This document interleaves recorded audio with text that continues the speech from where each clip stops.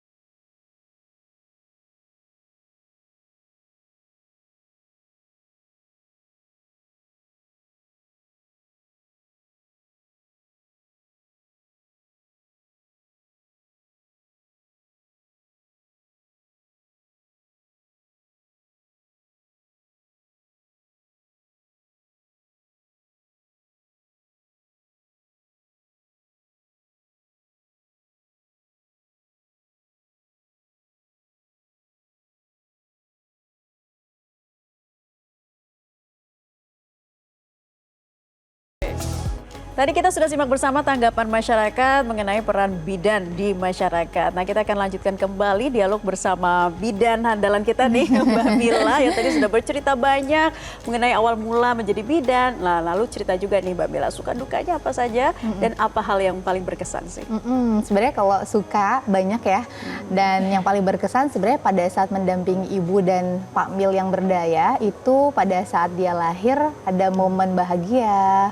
Kayak kita sebagai bidan tuh ribet atau terlahir kembali. Bahkan banyak bumil pamil yang menganggap persalinan akhirnya bukan sebuah peristiwa medis aja, tapi peristiwa sakral buat mereka karena pertama kali ketemu malaikat kecilnya gitu, yang tadinya dia pikir hidup dan mati menegangkan, tapi ini kayak momen ditunggu-tunggu, bahkan haru yang kadang-kadang bikin kita juga ikutan nangis gitu ya. Dan ada satu momen mungkin aku pertama kali mendampingi ibu yang benar-benar sangat tenang, Mbak Olivia Jensen. Beliau melahirkan anak pertamanya. Dan itu kita temenin dari hamil, yoga, hypnobirthing sampai pembukaan 6. Beliau ketika menghadapi gelombang rahim itu benar-benar senyum terus sampai aku kayaknya sama jadi mahasiswa dan aku belum melahirkan waktu itu, kok bisa ya, apalagi kontraksi yang biasanya bidan sekecilnya ditarik kiri kanan terus kayak capek, ini kok bisa senyum gitu. Oh ternyata kalau bumil pamilnya berdaya melahirkan itu bisa senyaman itu dan bisa setenang itu kalau memang persiapannya tadi holistik gitu. Nah dukanya sebenarnya salah satunya waktu itu pernah jadi bidan di praktek mandiri bidan namanya PMB, jadi mau melahirkan ada beberapa akses yang terbatas sehingga pada saat kita mengalami kegawat daruratan itu rasanya agak challenging gitu ya. Jadi kayak misalnya dari rumah sakit terus ditolak gitu. Jadi kita harus mencari rumah sakit mana yang nerima, padahal ini kondisinya udah pendarahan pasca melahirkan gitu ya.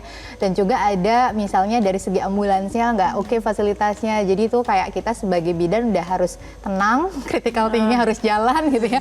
Tapi juga tetap harus memperhatikan emosi ibunya. Jadi sepanjang aku rujuk tuh aku selalu ngasih afirmasi juga ke ibunya selain penanganan medis kayak ibu nafas ya, oke bayangin anaknya, karena ini anak ketiga kalau nggak salah, bayangin anak pertama, anak keduanya, nanti sampai dirujukan stabil lagi bu darahnya segala macam, dan alhamdulillah sih kondisinya stabil pada saat sampai rujukan. Jadi challenge juga ketika fasilitas dan juga transportasi dan juga sistem rujukannya masih belum optimal gitu. Oke, nah tadi kan Mbak Mila juga menyebut bahwa peran penting dari Pak Mil ya untuk menjaga batin sang ibu ketika mau melahirkan. Nah kalau di era sekarang ini Mbak Mila, bagaimana sih kesadaran dari peran Pak Mil ini sudah bertambah belum? Oke, biasanya kalau kita lihat di awal-awal kelas tuh agak masih bingung para ayahnya, kenapa sih aku disuruh datang gitu kan. Yang lahiran menyusin kan kamu gitu. Bahkan ada yang tiba-tiba kaget suruh transfer dan lainnya. Tapi after kelas ya aku lihat banyak banget, mungkin hampir 90% lebih itu para pamil berubah. Jadi ketika kelas dia benar-benar ya ampun Mbak, aku baru sadar kena ternyata aku tuh bukan support system ya, tapi sistem dari ini. Karena ternyata di situ ada sperma aku, ada kromosom, DNA. Jadi aku ngerasa satu tubuh sekarang sama istriku. Dan banyak sebenarnya pamil-pamil yang mau bantuin di ruang melahirkan, tapi karena nggak di-prepare mereka kadang bingung. Nervous mau ngomong apa, nyentuh di mana gitu ya, kadang nggak tega, istriku sakit, udah deh nggak usah ribet-ribet deh yang gitu ya. Padahal sebenarnya ketika disiapkan pamil itu bisa jadi bercoach atau coach terbaik. Jadi kayak mandu nafas, bantu teknik-teknik ngurangi nyeri bersalin, itu ternyata banyak banget tekniknya. Kayak main zimbel, main rebozo gitu ya, pakai kain jarik, dan banyak ibu-ibu yang memang jauh lebih less pain, jauh lebih berkurang cemasnya, bahkan persalinannya jauh lebih puas. Dan ini kita teliti sebenarnya masuk ke dalam Kongres Kebidanan Eropa, masuk ke Jurnal Kebidanan Eropa, bahwa hypnobirthing yang responsif gender yang melibatkan suami itu bisa mengurangi tadi kecemasan, nyeri bersalin, dan kepuasan persalinan. Sudah ada penelitiannya. Sudah ada penelitiannya. Ya, bahkan kalau kita lihat tadi mungkin Pak Amil yang baru masuk agak bengang-bengong siapa, tapi ternyata ya after sesi benar-benar terasa sekali ya menyatu dengan Ibu Milnya dan juga mempunyai harapan-harapan baik tentunya ya dengan proses persalinan. Bahkan akhirnya join kelas-kelas lain Mbak. Ini berarti akhirnya mereka ayo kamu daftar lagi kelas mesin, dan daftarin dalam familnya. Nah kalau Mbak Mila sendiri melihat seperti ini nih program Bumil Pak Mil ini sudah banyakkah di Indonesia, dan tantangannya seperti apa untuk mengembangkan edukasi mengenai proses persalinan ini? Mungkin kalau di ibu kota udah lumayan banyak, tapi kalau di wilayah agak perdesaan gitu ya, dan wilayah 3T agak kurang karena mereka pun punya tantangannya sendiri. Kayak fasilitas, lalu pendidikannya sendiri, untuk program pelatihan kan membutuhkan biaya gitu ya. Kadang-kadang kesejahteraannya pun mungkin masih belum optimal. Jadi nggak semua di daerah merata gitu ya, dan akhirnya ya ada kadang-kadang ketimpangan sendiri dari kualitas layanan yang kita berikan gitu, karena berbagai faktor. Tapi kalau jumlahnya udah cukup belum sih Mbak Mila untuk bidan di Indonesia seluruhnya? Nah, jumlahnya sebenarnya udah lumayan mencukupi, tetapi kita harus mengkaji kayak kualitas bidannya. Jadi kayak dari skill dan kompetensinya harus merata, karena kalau dari beberapa fakta yang aku baca, ada dari data UNFPA misalnya, itu kualitas bidan belum merata secara sekolah dan pendidikan. Sedangkan di beberapa negara maju yang pernah aku kunjungi gitu ya, kayak di Jepang, kayak di Eropa, ternyata kualitas pendidikan mereka tuh harus benar-benar merata gitu, sehingga masyarakat percaya kualitas layanannya juga bisa lebih baik dan mengurangi akhirnya angka kematian ibu di Indonesia. Itu juga salah satu menjadi tantangan di Indonesia ya. Bagaimana kalau pandangan Mbak Mila mengenai kesejahteraan bidan saat ini? Ya, ini adalah hal yang kompleks gitu ya, karena kalau kita lihat mungkin di ibu kota yang sudah ada gaji khusus PNS sudah cukup optimal karena tiap bulan range-nya optimal gitu ya. Tapi yang di wilayah perdesaan honorer buka praktek mandiri menurut aku agak sedikit challenges gitu ya, dan pada saat mereka harus merujuk mereka terbatas dengan fasilitas, mereka terbatas dengan akses gitu ya, mereka terbatas juga dengan gender, budaya gitu. Ada salah satu bidan dari suku Baduy, awalnya beliau di Jawa terus pindah gitu ya ke suku Baduy, itu penerimaannya aja cukup challenging. Yang tadi kita buka posyandu disuruh tutup gitu ya, terus habis itu dia nangis, aduh pindah aja ya, tapi dikuatkan oleh keluarga sampai sekarang diterima di suku Baduy. Itu juga akses fasilitas, ekonomi, pendidikan juga sangat berperan terhadap angka kematian ibu. Jadi tidak hanya kualitas, tapi kan harus merangkul semua gitu ya. Belum lagi mungkin dari segi kesejahteraan, ya terus akhirnya susah juga mendapatkan akhirnya pendidikan dan pelatihan yang lebih gitu ya, sehingga mempengaruhi nanti sama kualitas juga. Nah, berarti ini harus melibatkan pemerintah nih ya, Betul. Mbak Mila. Nah, seperti apa nih menurut Mbak Mila pemerintah atau Kemenkes begitu ya, harus turun tangan menangani permasalahan ini? Sebenarnya aku udah sangat cukup salut dengan para kebijakan pemerintah saat ini ya. Salah satunya sekarang sudah punya kolegium namanya di kebidanan, dan itu memang sudah merevisi banyak materi di pendidikan kebidanan yang supaya standarnya tuh seperti internasional ICM. Itu. Lalu yang kedua mungkin ketika sekolah-sekolah tadi sudah merata kualitasnya akan meningkatkan kompetensi, dan mungkin penyebaran kita di wilayah-wilayah 3T ini harus dioptimalkan gitu ya, tapi juga ditunjang dengan fasilitas yang baik, ditunjang dengan kesejahteraan yang baik, karena rata-rata bidan itu adalah perempuan juga gitu ya, sehingga kadang-kadang kalau kita lihat dari data gaji dari segi perempuan itu juga lebih rendah dibandingkan gender yang lainnya.